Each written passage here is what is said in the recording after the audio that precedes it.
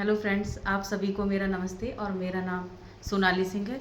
मैं ज़िला बुलंदशहर में अधिवक्ता हूँ और आज मैं आपसे जिस विषय में बात करना चाहती हूँ वो आप पहले से ही जानते हैं, लेकिन मैं आप लोगों को जागरूक करना चाहती हूँ कि आज के ज़माने में लोग एक दूसरे की देखा देखी अपने बच्चों का जो एडमिशन है वो प्राइवेट स्कूल में कराते हैं, जिसमें बहुत ही ज़्यादा फ़ीस को आपको भरनी पड़ती है उसकी, और आप बड़ी मेहनत से पैसा कमाते हैं।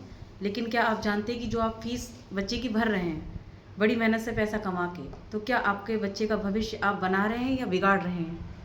जैसा कि आपका बच्चा प्राइवेट स्कूल में जाता है, वो दूसरों की देखा देखी करता है, जैसा कि आप देखा देखी करते हैं। कोई गलती नहीं है कि जैसा आप देख के दूसरे स्कूल में डाल रहे हैं, तो आपका बच्चा जब उस विद्यालय में जाएगा, सब प्राइवेट स्कूल में पढ़ेगा, तो वहाँ जो अमीर बच्चे हैं उनकी देखा देखी करके क्या सीखेगा? वो वही सीखेगा महंगे मोबाइल चलाने हैं, महंगी बाइक चाहिए और महंगे कपड़े पहनने हैं और घूमना फिरना।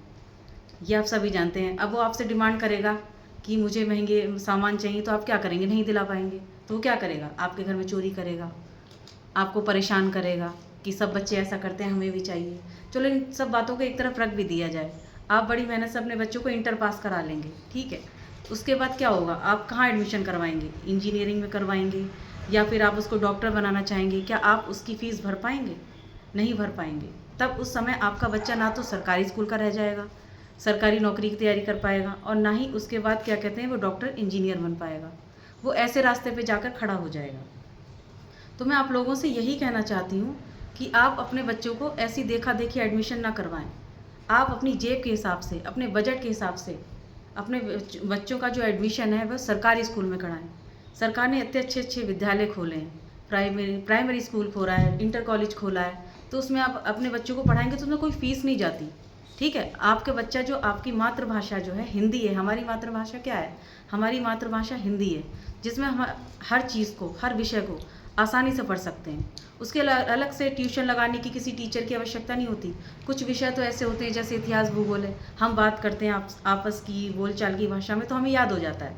लेकिन क्या करते हैं कि आप जब अपने प्राइवेट स्कूल में इंग्लिश मीडियम में अपने बच्चे का जो है एडमिशन करवाते हैं, तो क्या है, वो उस विषय को रटता है, जिससे क्या है उसको नहीं पता कि वो पढ़ क्या रहा है, उसका मतलब क्या है। बहुत से बच्चे ऐसे होते हैं कि उनको पता ही नहीं है, बस वो रटे जा रहे हैं, लेकिन उनके नंबर कितने आ रहे हैं? 40%। आप फीस कितनी भर रहे हैं? पूरी, लेकिन उनके जो नंबर आ रहे हैं वो कितने आ रहे हैं? 40%। और जब वो इंटर कर लेंगे तो क्या उनका एडमिशन अच्छी जगह हो पाएगा? नहीं हो पाएगा, क्योंकि वो वहाँ तक पहुँच ही नहीं सकता।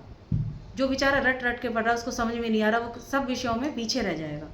तो मेरी आपसे यही अपील है कि अपने बच्चों को सरकारी स्कूल में पढ़ाएं।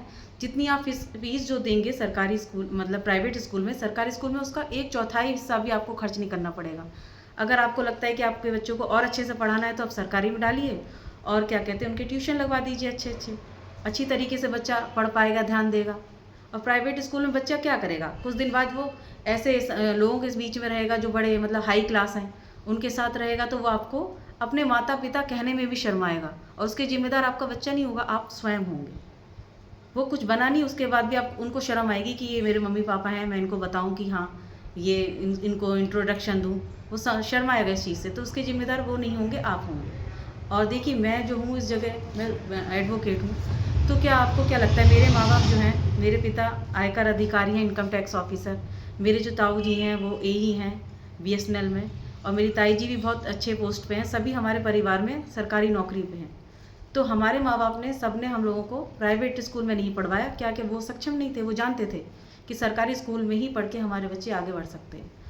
तो मेरे पिताजी ने भी मुझे सरकारी स्कूल में पढ़ाया, और मैं अधिवक्ता हूँ। मेरी बहन जो है वो इंटर कॉलेज में प्रिंसिपल है। तो आपका बच्चा डॉक्टर इंजीनियर या मतलब कि क्या सरकारी स्कूल में बन के नहीं पढ़ सकता? बन सकता है। वो जज भी बन सकता है, वो कानून गो बन सकता है, लेखपाल बन सकता है, पुलिस में जा सकता है, SSP बन सकता है, DM बन सकता है, कुछ भी बन सकता है। तो आप अपने बजट को देखते हुए ही अपने बच्चे का एडमिशन कराएं, उसका भविष्य बनाएं। अगर आप सरकारी स्कूल में अपने बच्चे को पढ़ाएंगे, ट्यूशन भी लगवा देंगे, तब भी आपका बच्चा एक दिन आपको एहसान मानेगा कि आपने मेरे लिए कुछ किया। और आपको भी गर्व महसूस होगा जब आपका बच्चा डॉक्टर, इंजीनियर या कुछ भी बनेगा, IAS बनेगा। तो जो लोग प्राइवेट स्कूल में अपने बच्चे को पढ़ाते हैं, तो वो लोग भी देखेंगे कि इनका सरकारी स्कूल में ही बच्चा पढ़ के एक अच्छे मुकाम पर पहुंच गया, सरकारी नौकरी लग गई उसकी। तो आप इस भाग दौड़ में मत जाइए कि उसका बच्चा अच्छे स्कूल में पढ़ रहा है, हमारी बेइज्जती हो रही है, हमारा स्टैंडर्ड कम हो रहा है कि दूसरे का बच्चा प्राइवेट स्कूल में जा रहा है और हमारा सरकारी में जा रहा है। एक दिन आपको खुद ही महसूस होगा कि आपने उनको ऐसी मतलब ऐसी शिक्षा दी, ऐसी जगह आपने उनको पढ़ाया कि वो आज अच्छी नौकरी पर हैं। और आज तक मैंने भी, जहाँ तक भी मैंने देखा है, जो भी सरकारी स्कूल में पढ़े हुए हैं और गांव से भी निकले बच्चे, ऐसा नहीं है कि गांव के बच्चे अधिकारी नहीं बन सकते, आईएएस पीसीएस नहीं बन सकते।